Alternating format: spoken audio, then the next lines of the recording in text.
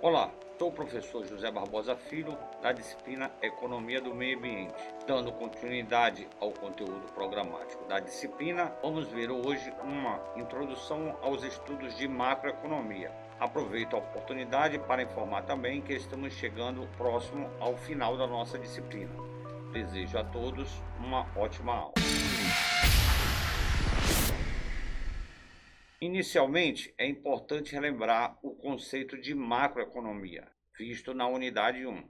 A macroeconomia é o estudo de dados econômicos agregados, tais como Produto Nacional, PNB, Produto Interno Bruto, PIB, inflação, taxa de juros, nível de desemprego de um país ou de uma região ao longo do tempo, bem como as interações entre eles. O termo macroeconomia surgiu nos Estados Unidos após a crise de 1929. Antes disso, a economia era estudada principalmente sob a ótica da microeconomia, que focava nos indivíduos e empresas. A macroeconomia começou a se desenvolver seriamente nas décadas de 1930 e 1940. A atribuição de economistas como John Maynard Keynes. Keynes é considerado um dos principais teóricos da macroeconomia moderna, especialmente por suas ideias sobre como as políticas governamentais podem influenciar a economia. Antes de Keynes, a economia clássica e neoclássica predominava,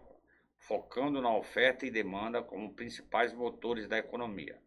Keynes desafiou essas ideias, introduzindo conceitos como a demanda agregada e a importância da intervenção governamental. Após Keynes, muitos outros economistas contribuíram para a evolução da macroeconomia, incluindo Milton Friedman e a Escola de Chicago, que enfatizavam a importância da política monetária e a eficiência dos mercados. Hoje, a macroeconomia continua a evoluir, incorporando novas teorias e abordagens para lidar com os desafios econômicos modernos, como a globalização, as mudanças climáticas e a crise financeiras. No que diz respeito à apresentação e estimação dos principais agregados macroeconômicos, é sugerido a leitura do e-book referente à unidade 7. Agora vamos ver na prática como funciona um dos 3 DOFs, ou seja, dilemas mais complexos da macroeconomia, que é a curva de Phillips. Segundo esta teoria, desenvolvida pelo economista neozelandês William Phillips, uma menor taxa de desemprego leva a um aumento da inflação e uma maior taxa de desemprego leva a uma menor inflação. Contudo, esta relação não é válida ao longo prazo, uma vez que a taxa de desemprego é basicamente independente da taxa de inflação. É importante falar também que o ponto ideal de se trabalhar é naquela região mediana da curva, ou seja, quando você trabalha com baixas taxas de inflação e baixas taxas de desemprego. Ao passo que nos extremos da curva, você tem altas taxas de inflação, pequenas taxas de desemprego, do outro lado, altas taxas de desemprego e baixas taxas de inflação. Vamos agora apresentar outros indicadores socioeconômicos, que são também importantes na análise macroeconômica. Primeiro, o índice de crescimento populacional, que é uma medida que indica a variação no número de habitantes de uma população ao longo de um período de tempo. Ele pode ser expresso como uma porcentagem anual e é influenciado por vários fatores, incluindo nascimentos, mortes, imigração e emigração. Os componentes do crescimento populacional são taxa de natalidade, número de nascimentos por 1.000 habitantes em um ano, taxa de mortalidade, o número de mortes por 1.000 habitantes em um ano, e o saldo migratório, que é a diferença entre o número das pessoas que entram, imigração, e que saem, emigração de um país. Vamos agora analisar a estrutura etária de um país. Esse indicador refere-se à distribuição da população em diferentes faixas etárias.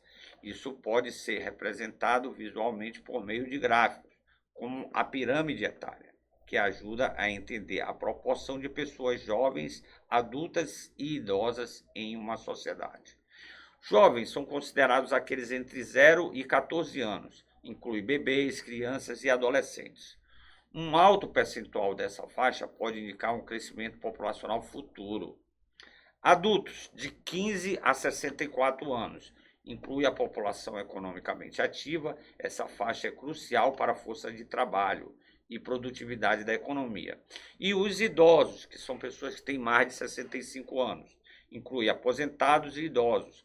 Um alto percentual pode indicar desafios futuros para o sistema de previdência e saúde de um país. Na figura pode ser um exemplo de pirâmide etária no Brasil, no ano de 2010 e uma projeção para o ano de 2060, onde se observa uma alteração significante na sua composição, que indica futuramente que poderemos ter problemas no sistema previdenciário brasileiro, aposentadorias, devido ao aumento de idosos, que são os clientes, associado a uma redução da força de trabalho, que são os fornecedores. Um outro índice social importante é o IDH, o Índice de Desenvolvimento Humano. IDH é uma medida composta que avalia o desenvolvimento de um país, não apenas com a base na sua riqueza econômica, mas também em outros aspectos fundamentais da qualidade de vida. O IDH varia de 0 a 1.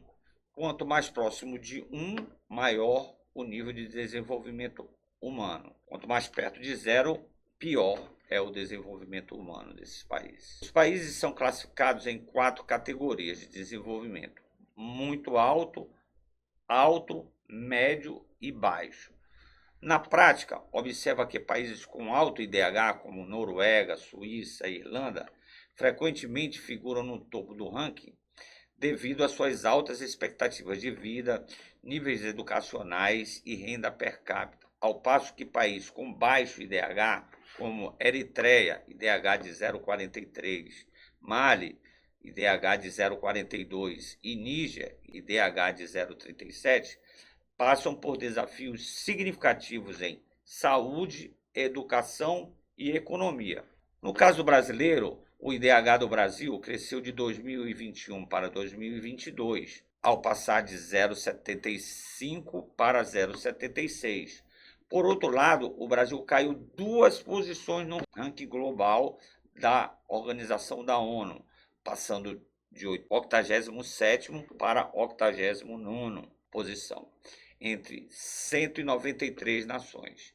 Isso aconteceu porque outros países melhoraram muito mais os seus IDHs que o Brasil. Segundo dados divulgados pelo Programa das Nações Unidas para o Desenvolvimento, que é o PNUD, em 2020 o Brasil estava na 84ª posição, com um IDH de 0,75. É isso aí, senhores. Obrigado pela atenção. Estamos quase chegando ao final de nossa disciplina. Não desista. Desejo a você sucesso e bons estudos. Nos vemos na próxima aula.